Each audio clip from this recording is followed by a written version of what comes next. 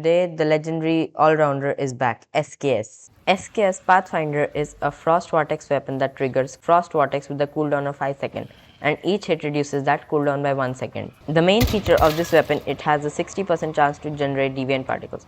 Picking them up will grant you the charging state, and it can consume 1 charge to launch a penetrating ice shot.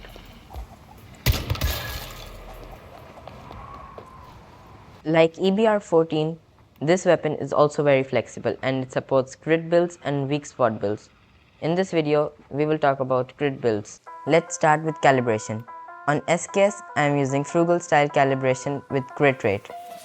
On the secondary weapon, I am using a recurve crossbow with weak spot damage. And as a melee weapon, I am using a kukri. You cannot craft this weapon and you can get it randomly from doing tier 5 content or giant. Gear wise, I am using 3 pieces of the savior set for shields and status damage. For the rest 2 pieces, I am using lone wolf set for more magazine capacity and crit rate. The key gear of this build is the snowdrift top. When you pick up the deviant particle, you gain additional charge stack and weapon and status damage 25% more for 25 seconds. Now let's talk about accessories. I am using integrated suppressor, alpha holographic sight, tactical laser sight, golden magazine, and sniper rifle AP ammo. These are the skins that I am using on my gear. These are the food buffs that I use for nightmare silos. And these are the food buffs I use in monoliths.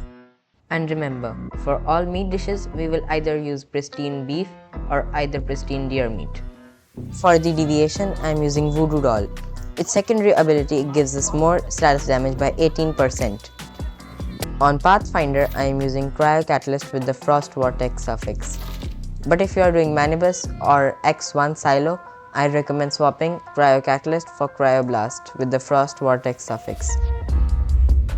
On Recurve Crossbow, I am using Vulnerability Amplifier with the Bullseye suffix to extend the duration and get more crit damage. On Helmet, I am using Deviation Expert. On the mask, I am using Frost Construct with the Frost Vortex suffix.